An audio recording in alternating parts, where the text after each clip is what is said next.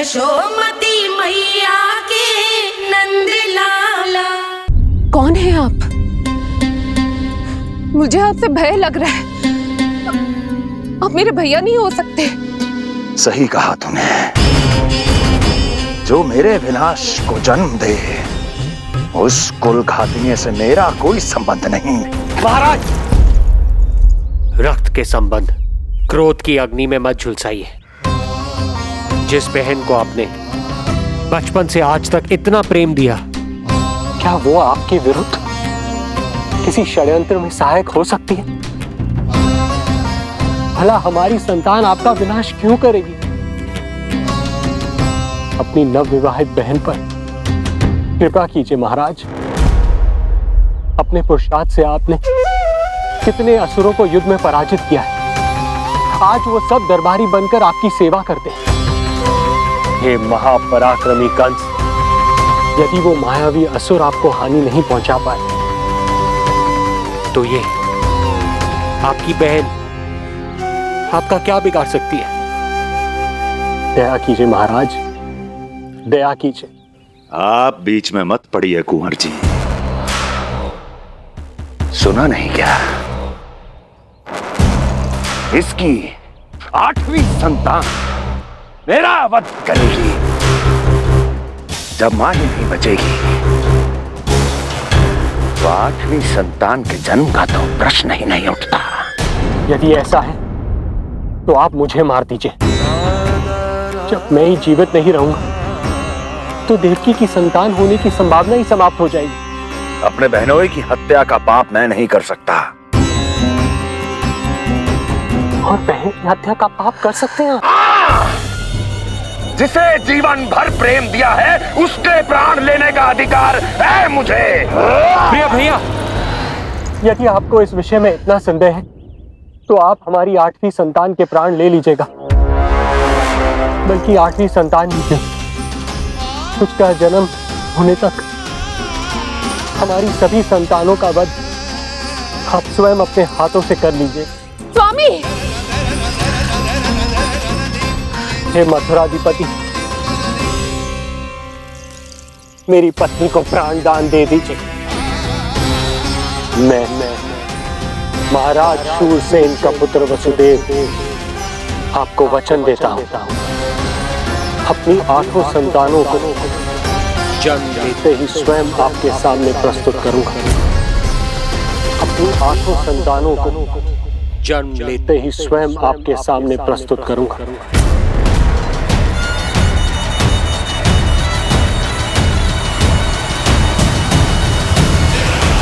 बधाई हो कुंवर जी। अपनी पत्नी के प्राण बचाने में आप सफल हुए, किंतु आपकी संतानें इतनी भाग्यशाली नहीं होंगी। वचन स्मरण रहे।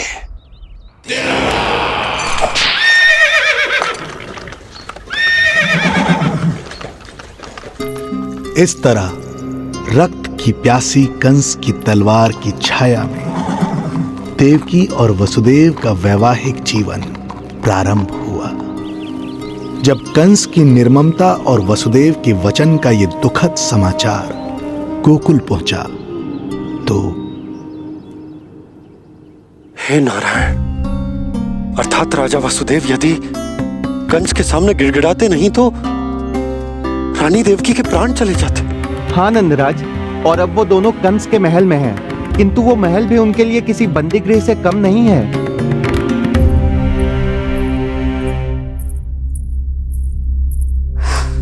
एक भाई अपनी बहन के साथ ऐसा करने की सोच भी कैसे सकता है?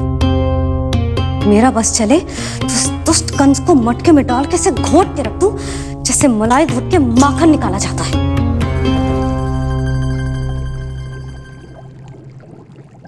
ना, माखन ना, जे कंस तो कीड़ा है। इसे तो पटक पटक के ऐसे मारना चाहिए जैसे कीड़ा निकालने के लिए धान के गट्ठर को पटका जाता है।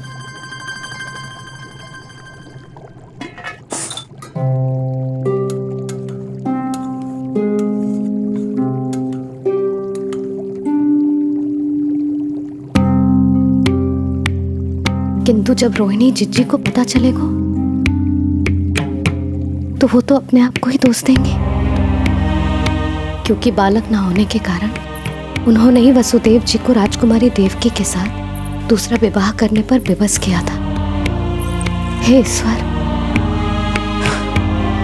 जिस सुख के लिए रोहिणी जिज्जी ने पत्नी जीवन का सबसे बड़ा त्याग किया था, जब उन्हें पता चलेगा कि वही सुख उस क्रूर कंस ने छीन के मटिया मेट कर दिया है,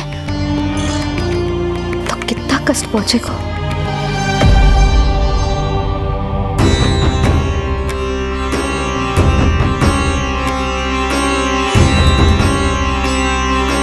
रोहिणी जीजी,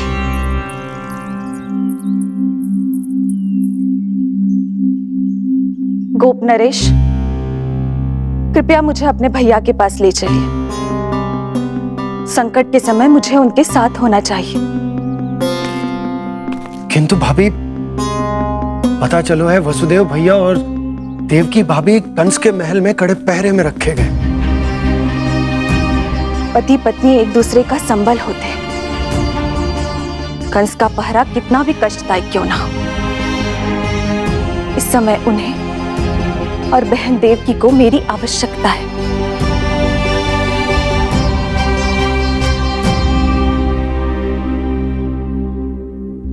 ये मेरी विवशता है कि यादव कुलदीपक होकर भी आपको इस महल में बंदियों की तरह रहना पड़ रहा है, और मैं कुछ कर भी नहीं पा रही। काश आपने मुझसे विवाह ही ना किया होता। तो क्या मैं अपने भाग्य से भाग पाता देवकी? पूर्व जन्म के कर्मों के फल स्वरूप जो हमारी नियति में लिखा है वो तो हमें भोगना ही है। श्री हरि क्या करते हैं, कब और क्यों करते हैं, ये दुख हमारे जीवन में किस उद्देश्य से आए हैं, इन रहस्यों का पता लगा पाना हम मानवों के लिए संभव नहीं है देवकी।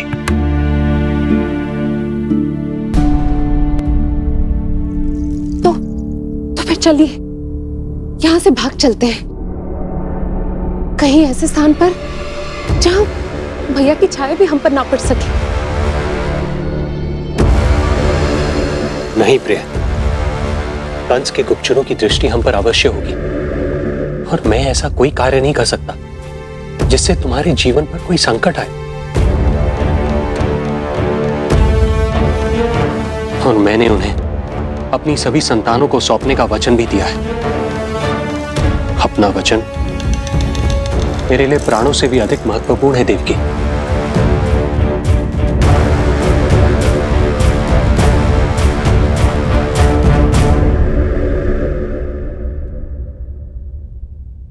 राजन, राजकुमारी, गोकुल से रानी रोहिणी और गोपराज नंद पधारे हैं।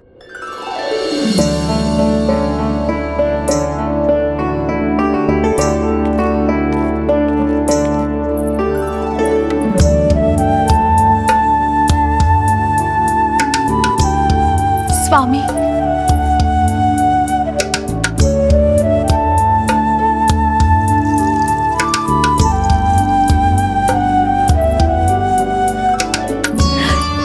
बहन, दीदी,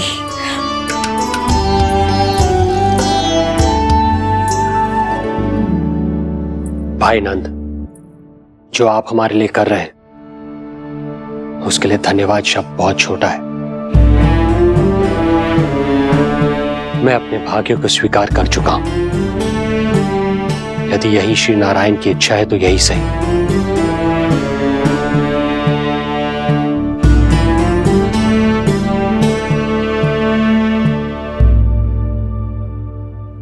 भाई नंद, इस समय मथुरा का वातावरण अनुकूल नहीं है, आपको जाना चाहिए।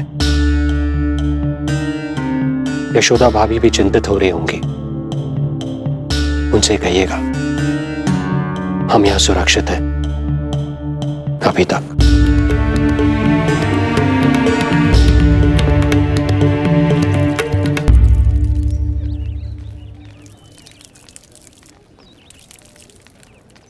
वसुदेव भैया का भाग्य पर भरोसा देख वे अपनी संतानों को कंस को अवश्य सौंपेंगे। हे ईश्वर, इतना कठोर वचन, जब इसे निभाने का कठिन समय आएगा तो कैसा अनुभव करेंगे वे? उनका हृदय तो चकनाचूर हो जाएगा।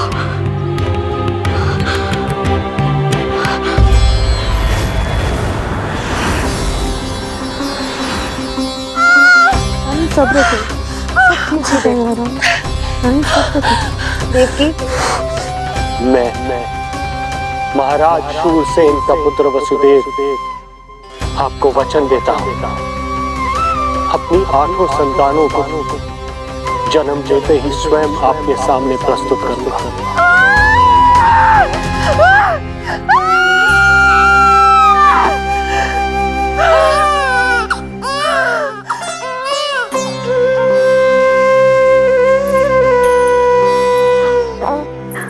बधाई हो स्वामी, आपको पुत्र रत्न प्राप्त हुआ है।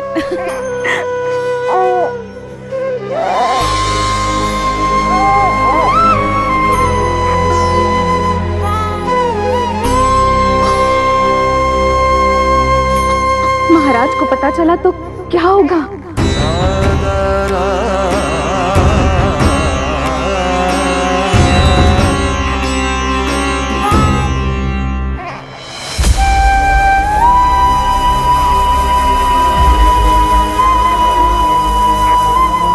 अपने पुत्र को इन हाथों में थामना। कितने वर्षों से इस पल की प्रतीक्षा कर रहा था मैं, और आज जब यह पल आया है, मेरी आंखों में दुख के आंसू हैं। एक पिता जब प्रथम बार अपनी संतान को गोद में उठाता है तो सबसे पहले यह सोचता है कि उसे क्या नाम दूं, उसका सुनहरा भविष्य कैसे सुनिश्चित करे। किंतु मैं वो भाग्यहीन पिता हूं जो अपने पुत्र का भविष्य मृत्यु के अंधकार में डुबोने जा रहा है। मैं इसे नाम देकर क्या करूंगा?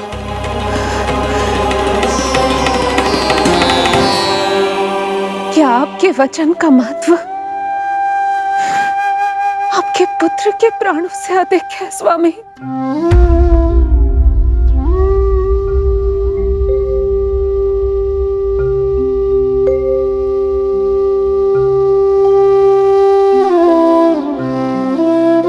श्री नारायण का दूसरा नाम सत्य होता है देवकी। तुम ही कहो, मैं श्री नारायण से विमुख कैसे हो जाऊं? मुझे अपना वचन निभाना ही होगा। हृदय के टुकड़े टुकड़े क्यों ना हो जाए, मुझे इसे कंस तक ले जाना ही होगा।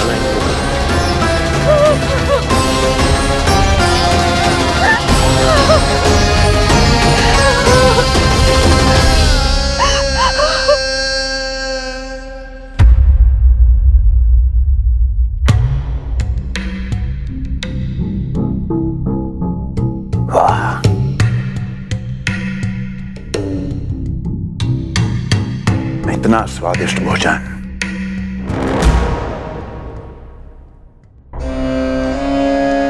किसी विशेष इच्छा की पूर्ति के लिए मुझे सम्मोहित तो नहीं करना चाहती? मुझे पति के रूप में प्राप्त कर तो चुकी हो, अब प्राप्त करने को क्या क्या बचा है? प्राप्ति? मैं प्राप्ति नहीं, अस्थि हूं स्वामी। प्राप्ति तो छुई मुई बनकर वहां खड़ी है। आप सदैव अपने विषय में ही सोचते हैं, कभी मेरे ओर भी निहारा कीजिए, तभी तो मेरा नाम सही से स्मरण होगा आपको। मैं अपने विषय में ही सोचता हूं, तभी तो 10 दिशाओं में मेरे नाम का डंका बजता है, मेरे साम्राज्य का विस्तार होता है, तभी तो मेरा अस्तित्व है। अस्थि स्मरण रहे, तुम हो क्योंकि मैं हूं।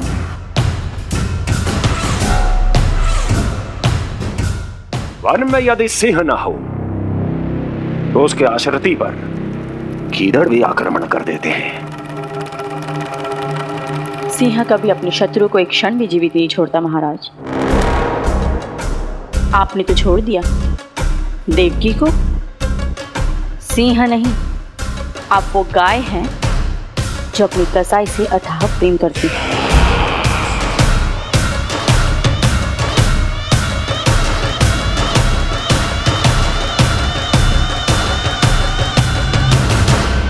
सभी संतानों को जन्म लेते ही मेरे पास लेकर आएगा, ये वचन दिया है वसुदेव ने मुझे। तो फिर आया क्यों नहीं महाराज? प्रथम शिशु का जन्म तो हो चुका है।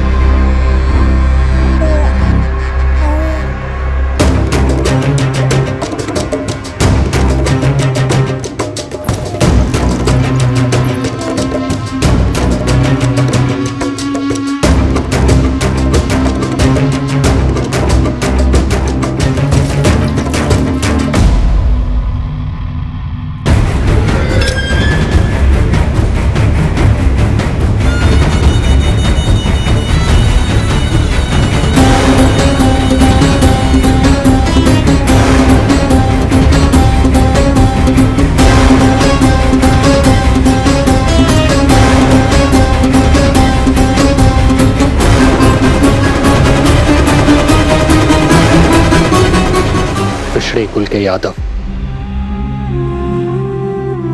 अपना वचन मिथ्या नहीं होने देते महाराज।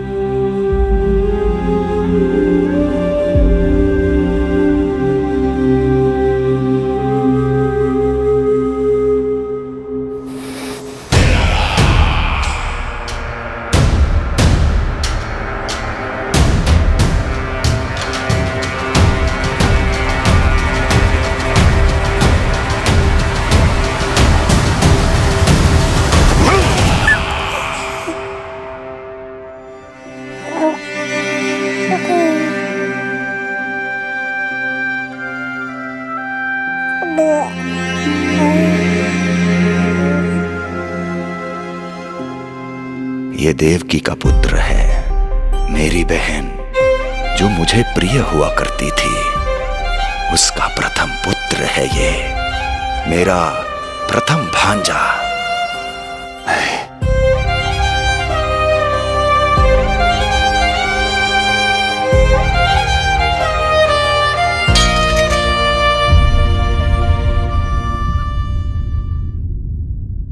इसे वापस ले जाइए कुंवर जी।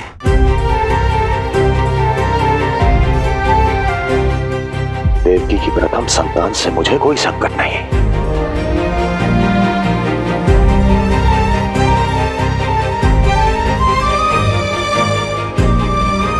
और आपको क्या लगता है कुंवर जी कि मैं कोई राक्षस हूं क्या?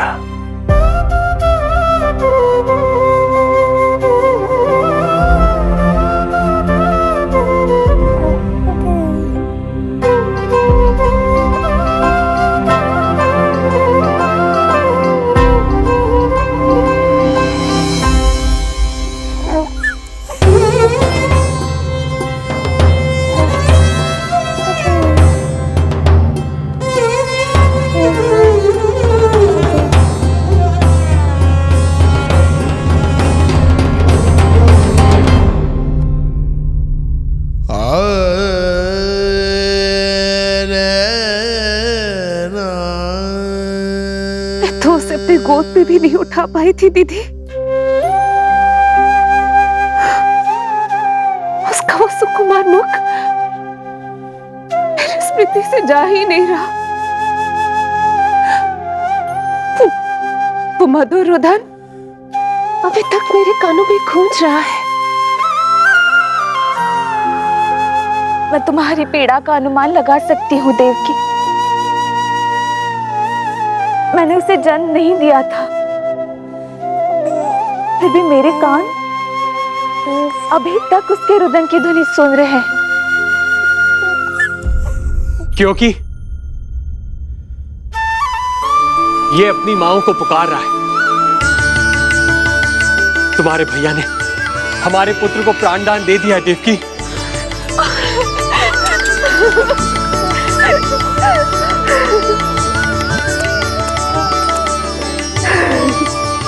स्वामी, अब अपने पुत्र का नामकरण कीजिए।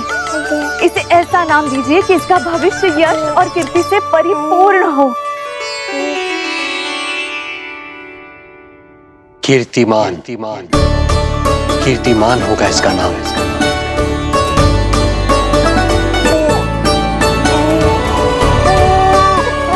कीर्तिमान।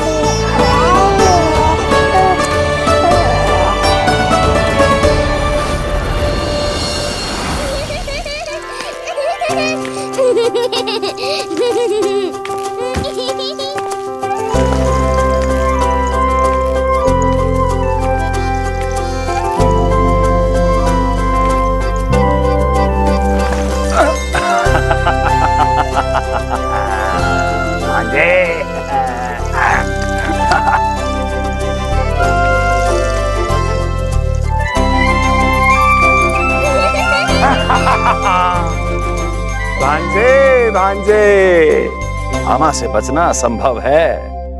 मामा जी, आपकी भुजाओं में कितना बल है, मुझे पीड़ा हो रही है। मेरा दूसरा हाथ पकड़ लीजिए। तुझे पीड़ा हो रही है? ये ले।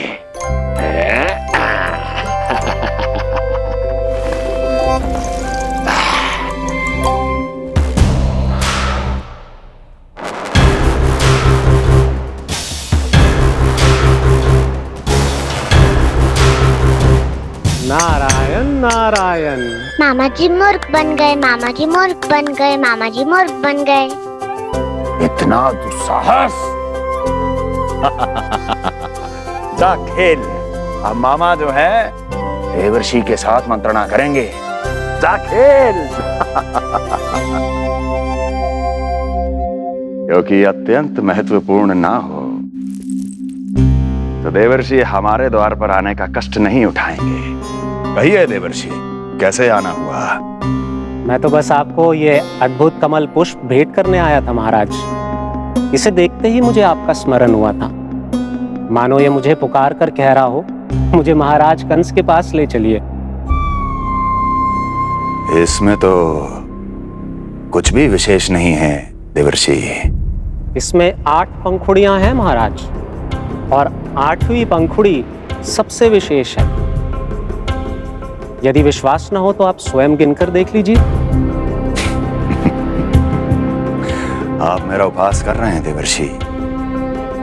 आप गिनिए तो सही महाराज। 1 2 3 4 5 6 7 8। क्या आप निश्चित रूप से कह सकते हैं कि यही 8वीं पंखुड़ी है? विचार कीजिए महाराज। क्या आप बिना किसी शंका के कह सकते हैं कि कौन सी पंखुड़ी पहली है और कौन सी 8वीं? क्या आप पूर्ण विश्वास के साथ कह सकते हैं कि कौन प्रथम है और कौन अंतिम? फिर चाहे वो पंखुड़ी हो या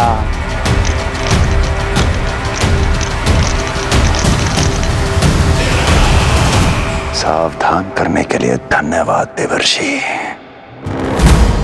कंस के साथ धोखा करने वाले को अति भीषण दंड मिलेगा।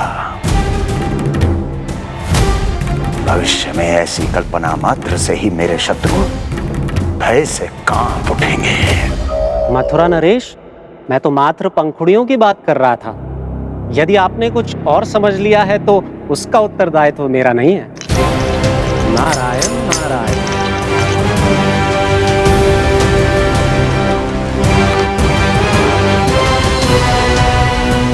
विचार कीजिए महाराज। क्या आप बिना किसी शंका के कह सकते हैं कि कौन सी पंखुड़ी पहली है और कौन सी आठवीं?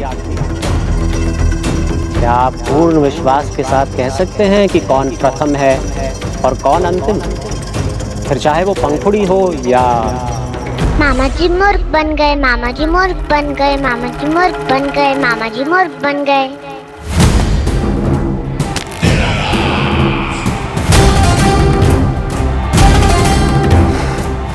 कंस को कोई मूर्ख नहीं बना सकता। कीर्तिमान। जी मामा जी। क्रोध काम लोभ मद मोह मत्सर, क्रोध काम लोभ मद मोह मत्सर, क्रोध काम लोभ। मामा जी मुझे दर्द हो रहा है।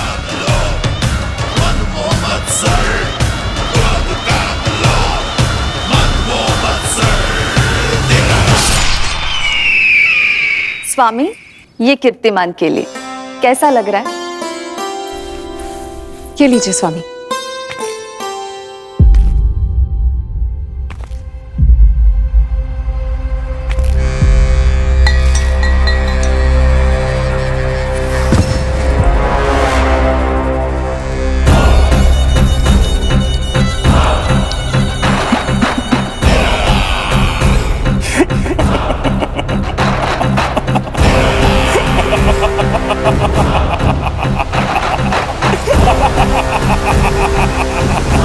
नेत्रों के सामने अपनी संतान की हत्या होते हुए देखना कितना पीड़ादायक रहा होगा ये दृश्य। किंतु प्रभु, यदि देवर्षि नारद कंस के हृदय में संदेह का बीज न बोते तो कंस ऐसा कभी नहीं करता। तो फिर उसे उकसाए ही क्यों देवर्षि ने? आप भूल गए देवराज, समस्त संसार में जो भी होता है मेरी इच्छा अनुसार ही होता है। यही प्रश्न नारद ने भी मुझसे पूछा था।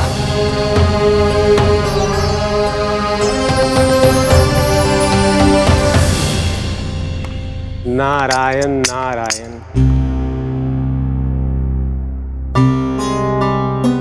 छोटे से बालक की इतनी निर्मम हत्या और माध्यम बना मैं। प्रभु, ये कैसी लीला है आपकी?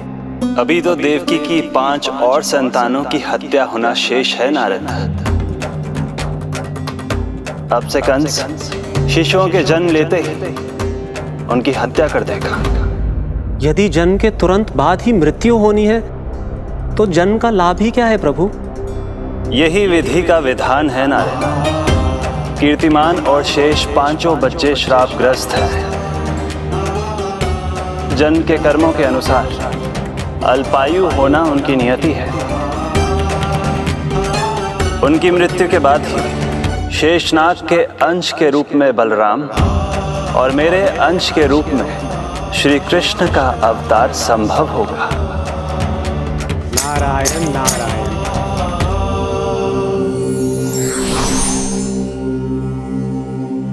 देवकी के पुत्र एक के बाद एक जन्म लेते रहे और उनकी हत्या कर कंस अपने पापों की संख्या में वृद्धि करता रहा।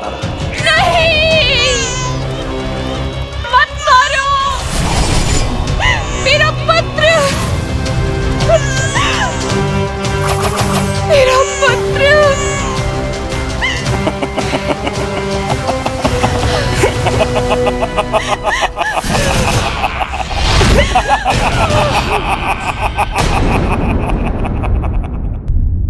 अब उसकी क्रूरता की कथा ऐसे मोड़ पर आ पहुंची जहां से वापसी असंभव है,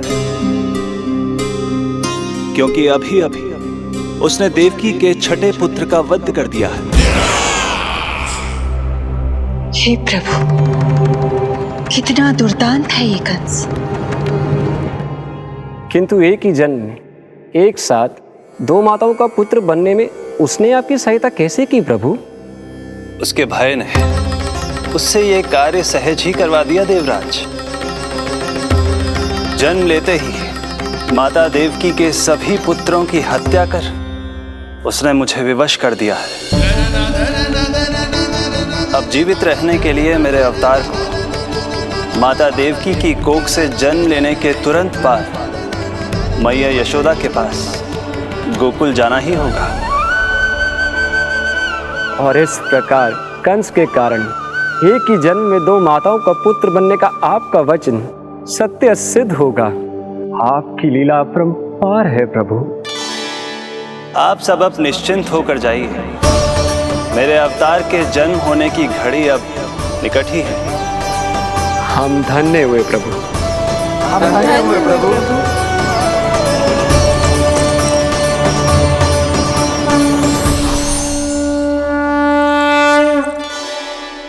मुझे तो अभी से मैया यशोदा के साथ आपको खेलते हुए देखने की उत्सुकता हो रही है। उनकी प्रवृत्ति कितनी निराली है। क्रोध ना करो तो क्या करूं? देखिए इसकी शैतानी, फिर चला गया सुलक्षणा के बगीचे में फूल खाने। और आपको तो पता है ना सुलक्षणा का, इतनी सी त्रुटि हो जाए पूरे गांव में बखान करने में कोई कमी ना रखती। और जे की अरे जब ग्वालिनों को पता चलेगा तो क्या कहेंगी? यही ना कि जसोदा अपने बच्चे को खाना ना देती, भूखा रखे है। सुनो जी, मैं तो कहती हूँ अब ब्याह करा देते इसका। अब वो ही ध्यान रखेगी इसका। केवल पत्नी सुधार सकती है तुझे। तुम इसके बारे में बात कर रही हो कि मेरे बारे में? नहीं, वैसे सारे गोकुल वाले यही कहते हैं कि हमारे घर पर तुम्हारा ही राज चलता है। हे नारायण, ये परिहास की बात है क्या? मैं इतना दबा के रखती हूँ क्या आपको? यशोदा, हास की बात थी। रामू के कारण मुंह से निकल गई। तुझसे तो मैं बात ही ना करूंगी। कर अपने मन की।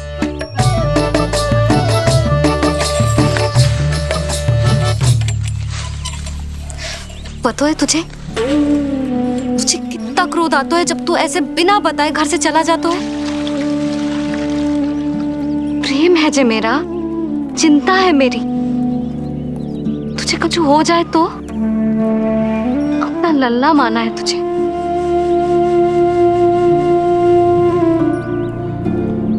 मेरे भाग्य में तो आमन्ना लिखो ही ना है।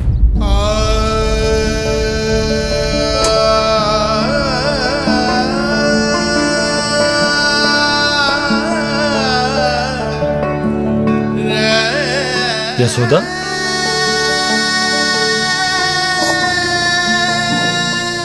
आपको पता है जब मैं छोटी थी इसके जैसी चंचल थी। गांव वाले कहते थे एक बार बड़ी हो जाएगी अपने आप ठहराव आ जाएगा। ना आयो। फिर बड़े बूढ़े कहने लगे चिंता की कछु बात ना है, एक बार शादी हो जाएगी सब ठीक हो जाएगा। ना हुआ। फिर सबन ने कही एक बार बालक हो जाने दो, गोद भर जाएगी अपने आप परिपक्व हो जाएगी। पर गोद तो भरी ना मेरी। बालक तो हुआ ही ना। उस पर जब जे भी भाग जाता है तो मुझे रह रह के यही स्मरण होता है कि कमी मुझ में ही है। मैं ही किसी बात का ध्यान न रख पाती।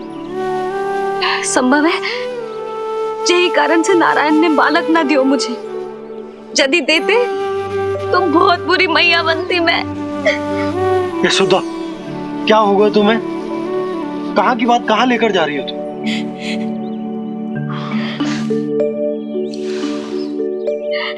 बालक अवश्य होगा हमें,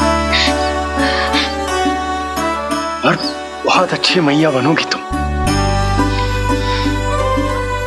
बस नारायण सही समय की प्रतीक्षा कर रहे हैं। मेरी तो ना सुन रहे बे। आप ही कह दियो उनसे, अब और प्रतीक्षा ना होगी मुझसे।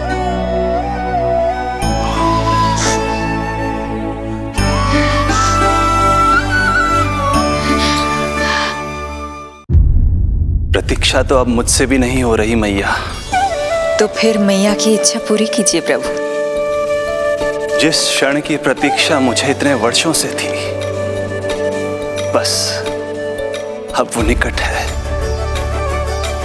किंतु प्रभु, आपको तो माता देवकी का 8वां पुत्र बनकर जन्म लेना है, तो फिर 7वां पुत्र?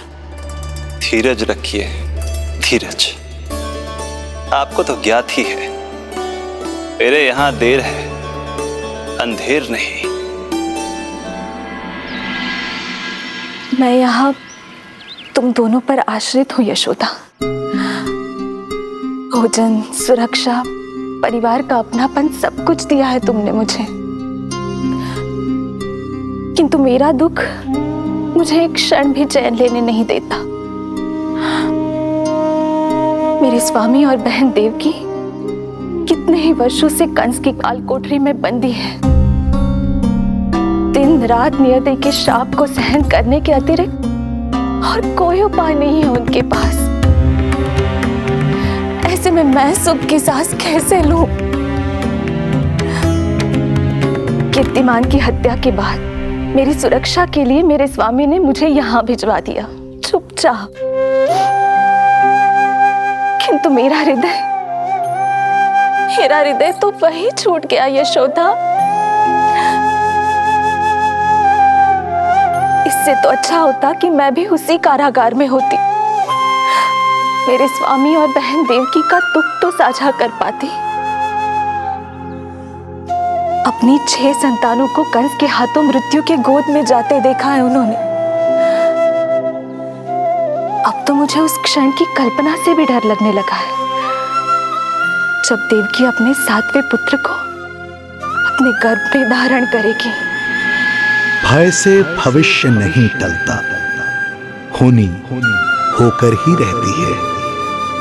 समय बीता और देवकी के गर्भ में 7वें पुत्र का आगमन हुआ। क्या इसका भी भविष्य वही होगा जिसके भाइयों का हुआ था? इस बंदी गृह की दीवारें, प्रत्येक ईंट, प्रत्येक पत्थर, यहां तक कि यहां की वायु भी उस कंस की बंदी है। अब तक तो उसे सूचना भी मिल चुकी होगी। वो निर्दयी, क्रूर प्रतीक्षा कर रहा होगा कि कब तुम्हें प्रसव हो और कब उसकी तलवार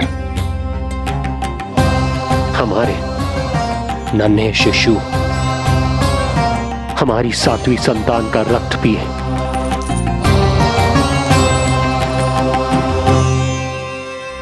दुर्जन, तुम देवकी की कालकोठरी के बाहर स्वयं उपस्थित रहोगे, प्रत्येक पल 8 प्रहर। जैसे ही शिशु पहली श्वास ले, तुम मुझे सूचित करोगे। अवश्य महाराज, आज्ञा दें।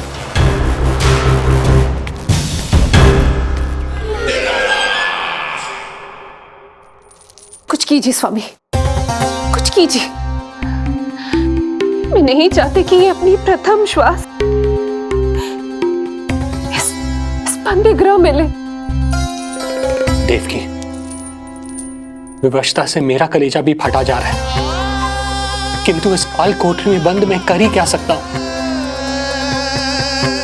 किंतु इस सृष्टि के पालनहार, जगत की नियंता श्री हरि तो कर सकते हैं, तो फिर क्यों नहीं करते वो कुछ ऐसा कि कम से कम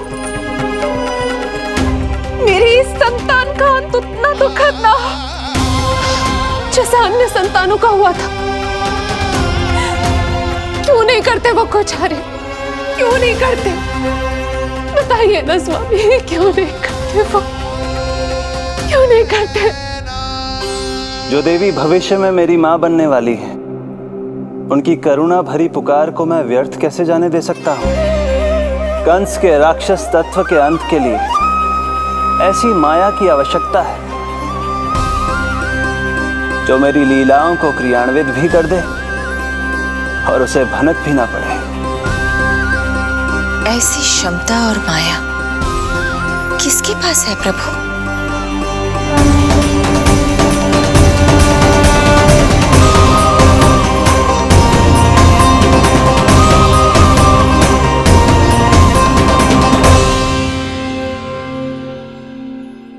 ओम नमो आकर्षिणी ज्वाला मालिनी। ओम नमो भगवती क्लेशनाशिनी।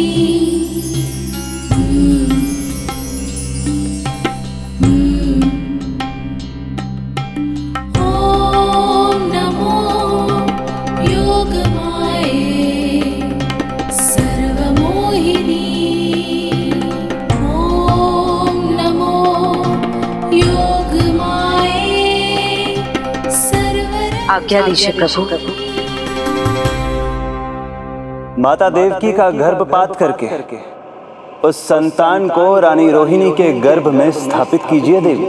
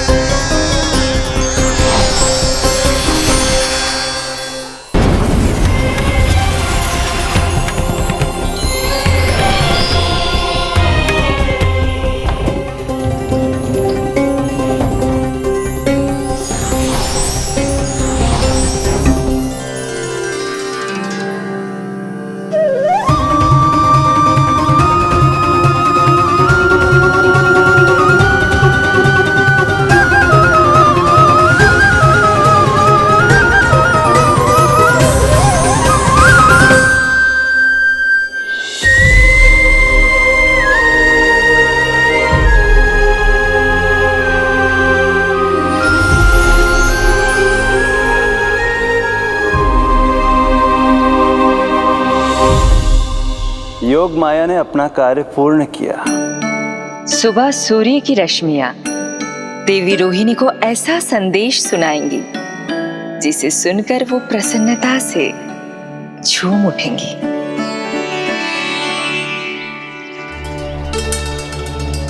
यादव कुल के नए राजकुमार के आगमन पर बहुत बहुत शुभकामनाएं रानी।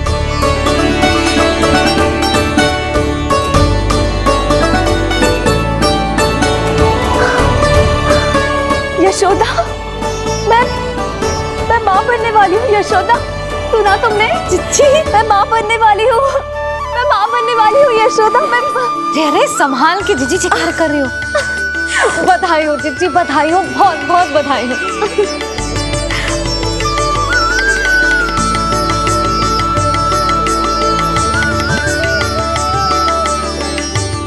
विधि का विधान भी विचित्र होता है। रोहिणी, जिनका ये पुत्र नहीं है वो प्रसन्न है, किंतु देवकी जिनका ये पुत्र है वो व्याकुल है।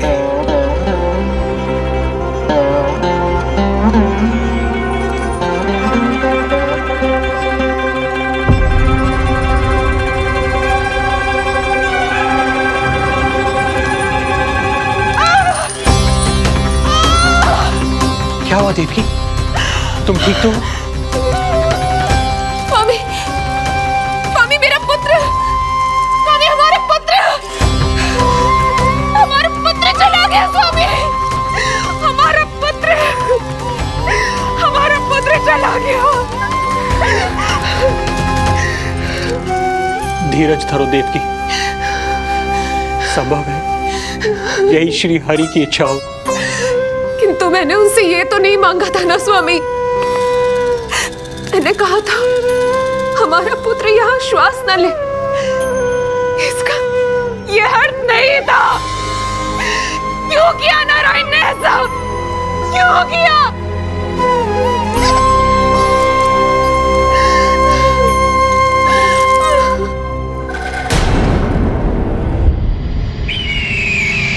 तो ये सत्य है महाराज, राजकुमारी देवकी का गर्भपात हो गया है।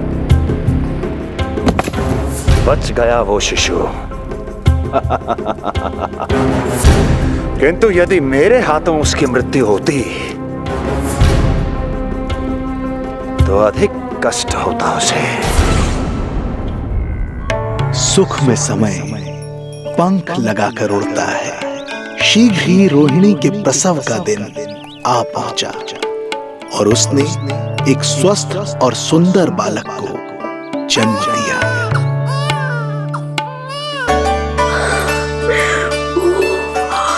लो जिज्जी, संभालो अपने लल्ला को, जी भर के निहार लो इसे।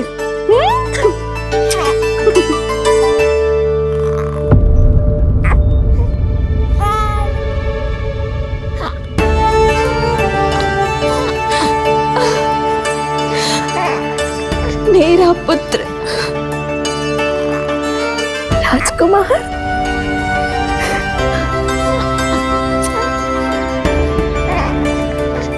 अच्छा जीजी, मैं तनिक इनको भी सूचना देकर आती हूँ। वसुदेव भैया तक भी तुझे शुभ समाचार पहुंचाना है। राजकुमार कौन है? हाँ, गोकुल का राजकुमार है। हाँ गोकुल का राजकुमार है मेरा बच्चा। बल तो इतना है कि पूछो ही मत आप। एक बार उंगली पकड़ लेना तो उसके बाद छुड़ाना अत्यंत कठिन हो जाता है। और दृष्टि ऐसी कि एक बार में मन मोह ले। भगवान श्री राम की भांति सबको प्रसन्न रखता है। बस तो फिर उसका नाम बल राम रखना। तो फिर उसका नाम बल राम रखना। देवकी, बधाई हो, तुम छोटी मां बन गई। भैया, आप दोनों कछु चिंता न करियो। बलराम का लालन पालन मेरा उत्तरदायित्व है। उसे कछु कमी ना होने दूंगा मैं।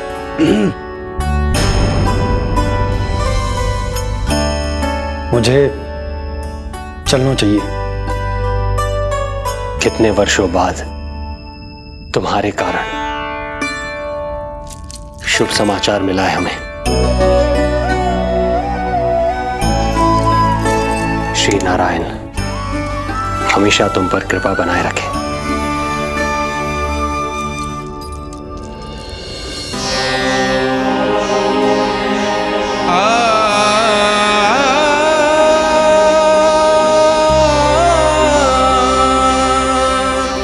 आपको बहुत बहुत बधाई हो स्वामी।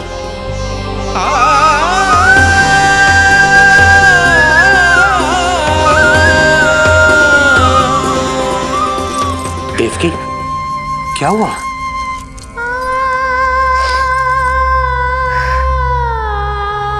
कुछ नहीं। रोहिणी दीदी ने हमको वो सुख दे दिया जो मैं कभी ना दे सकी। उन्होंने आपको संतान दे दी, किंतु मैं देवकी,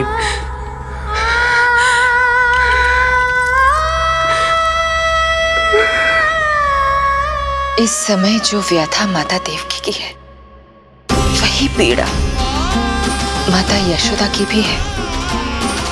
माता देवकी की ममता अपनी सभी संतानों को खोने की वेदना से त्रस्त है, तो माता यशोदा की ममता संतान ना होने के संताप में झुलस रही है। सत्य कहा देवी, मुझे आभास हो रहा है मैया यशोदा का हृदय मुझे अपनी गोद में खिलाने के लिए कितना व्याकुल है। सच्ची श्रीहरि, सच्ची मैं प्रसन्न हूं मैं कि आपके आशीर्वाद से रोहिणी जी को इतना प्यारा लल्ला हुआ है। पर मुझसे क्या त्रुटि हुई नारायण? मुझे क्यों न दियो आपने लल्ला? मुझसे क्या त्रुटि हुई नारायण? मुझे क्यों न दियो आपने लल्ला?